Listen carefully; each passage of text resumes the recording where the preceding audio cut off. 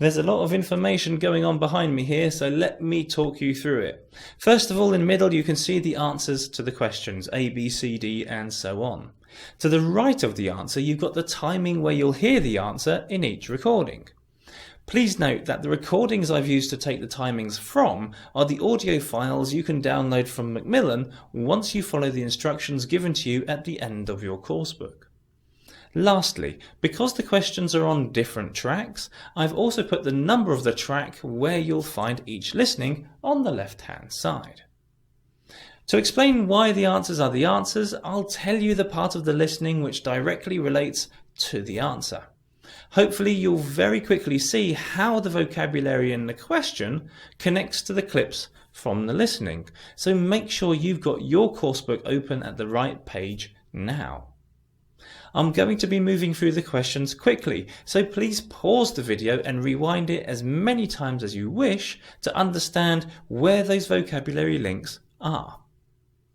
If, however, you have any further questions, please don't hesitate to get in touch through the contact form on this website and I'll do my best to help you out. Okay, let's go. For question 1, the answer is D. Show interest in the prospective employer. As the speaker says, I was told the best way to prepare for an interview is by going to the company's website and finding out everything you can about them. The idea, of course, is that it creates a good impression and proves that you are keen on working for them because they can see that you've done your homework. For question 2, the answer is F. Practice the interview beforehand. As the speaker says, the dog was the interviewer and I was trying out all my questions and answers on him. I'm not sure that's what the writer of the article had in mind when she said, rehearse the situation with a friend. For question number 3, the answer is H. Control your nerves. As the speaker says, now, you're not going to get all uptight and on edge like you normally do, was what my mum said, and that's more or less what the careers teacher told us at school. Projecting self-confidence at an interview is vital for success. For question 4, the answer is A. Mind your body language. As the speaker says, don't lean back in your chair, he says. If you do that, it might look as though you're trying just a bit too hard to cover up your nerves. Either that or you're not interested in the job. So according to this, Dr. Benson, it's advisable to lean forward, keep your legs uncrossed and smile confidently.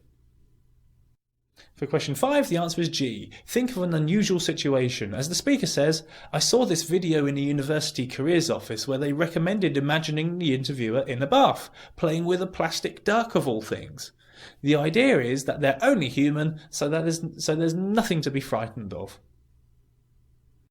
For question 6, the answer is B. Having the wrong information. As the speaker says, the web page hadn't been updated for over a year, and as a result, the speaker remembered old, and as the context implies, incorrect information through no fault of their own.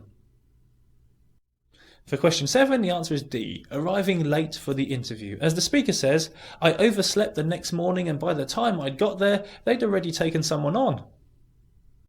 For question 8, the answer is F. Not having the right qualifications. As the speaker says, what I couldn't hide was the fact that I failed my maths GCSE. They wouldn't take me on without it.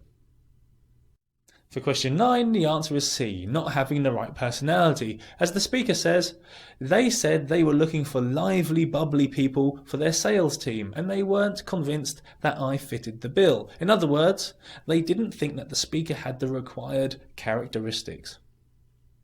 For question 10, the answer is G. Being unable to answer questions. As the speaker says, the things he asked were really tricky. Nothing like what I'd prepared for. I just didn't know what to say.